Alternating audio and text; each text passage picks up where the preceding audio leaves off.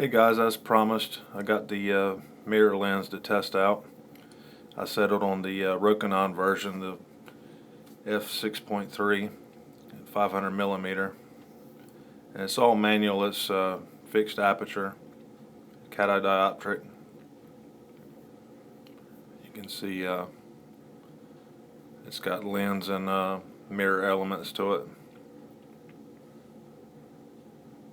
But I really like this thing, and I'm going to show in this video some shots of the moon.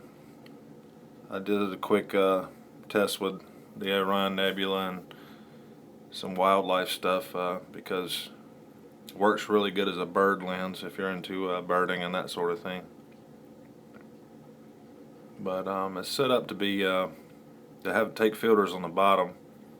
Skylight's really important. I don't have that at the moment, but you can see that it uses your standard T-mount to attach to a DSLR, and that's convenient because you probably already got that laying around if you're doing astro stuff. Before we get into the actual demonstrations, I want to show the instructions here where it says that a skylight, a 1A skylight, is necessary filter when no other filter is present. That's important because there's a lot of videos done about these lenses where people talk about how soft they are, and that the filter kind of works as like a corrective lens for sharpening and contrast and that sort of thing. I don't have it on my demonstrations, and I don't think a lot of other people do on theirs. I've got it on order, so I should be able to put something out and show the difference on it, but for the time being I'm waiting on that in the mail. And be careful what you see on other YouTube videos. As far as weight's concerned, it's under 2 pounds, and you can see that this Vanguard lightweight tripod easily holds this camera, so weight is not an issue. So here's a bright celestial object and how it'll appear in focus. I had to put the exposure time up so I could get it in the live view. And this is the donut bokeh that this lens is known for. It's slightly out of focus on all the stars here in the image. You can see it. I had absolutely no trouble focusing this lens. It's really smooth. It's a rigid construction. It's nice as far as that's concerned, and so that's my opinion of the focus part of it. So here's the moon almost in a full moon phase in a video mode on a Canon 60D. So it gives you an idea of the framing. And this is a live view recording without the skylight filter, which I have on order. You can see you can get quite a bit of the of an AVI clip, or actually it would be a movie clip on the camera, but this is just on a standard tripod, untracked.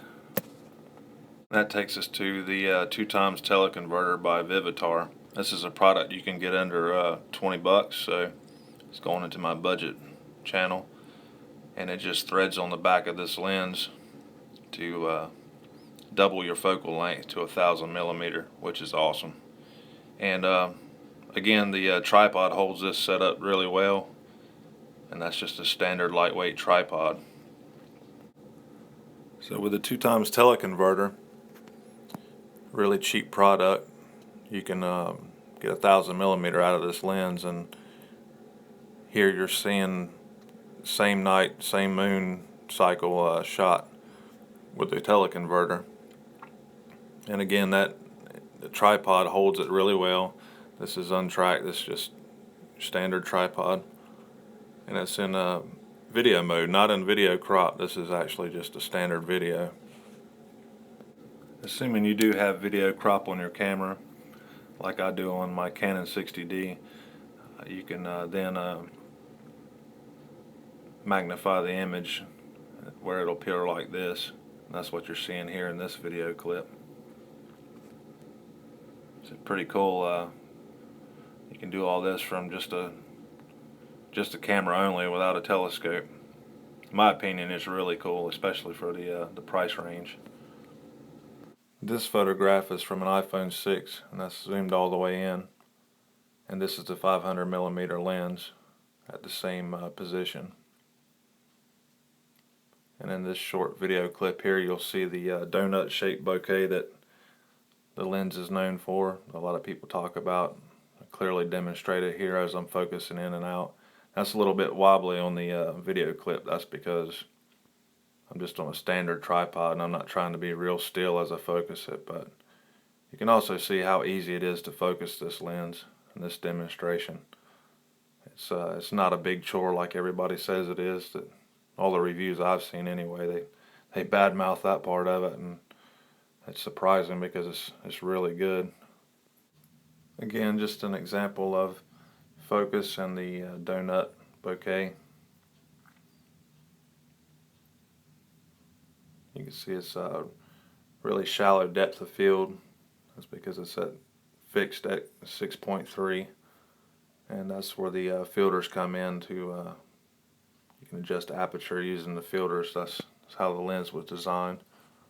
This mourning dove landed right beside me just as I was doing that focal test video clip, and I was able to focus on the bird, moving the tripod and all in just a matter of seconds. So using this lens manually, as you have to do, it's not a chore. It's really not that difficult. I was able to catch him on the fly, and I'm glad I did because it's a good demonstration of the clarity and that sort of thing.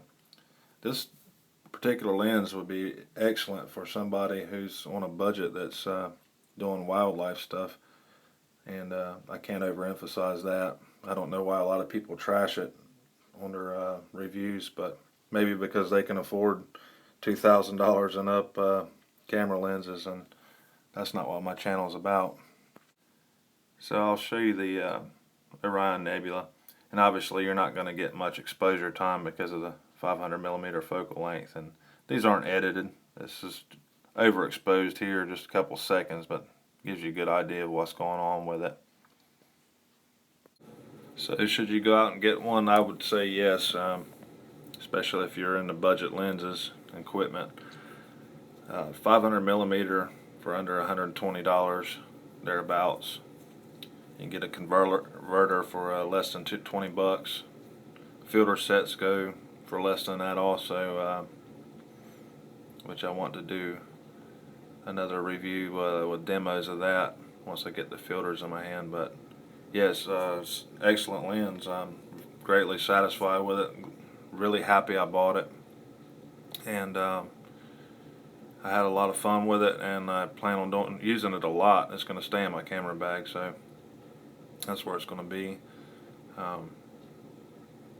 If you watch other videos about this lens, be careful about the contrast issue. Like I said, I wonder how many people know that there's filters that work as part of the actual optical elements, and they're necessary for proper contrast and that sort of thing. But like I said, you're into wildlife, birding, that sort of thing, especially the great lens. You want to do lunar and that sort of thing, then that's awesome too. I've got an AVI clip of Jupiter I recently took, but it was washed out, so I tossed that, and I'll come back with another one later. But my overall impression is really good, and I think you guys should check it out. As always, clear skies.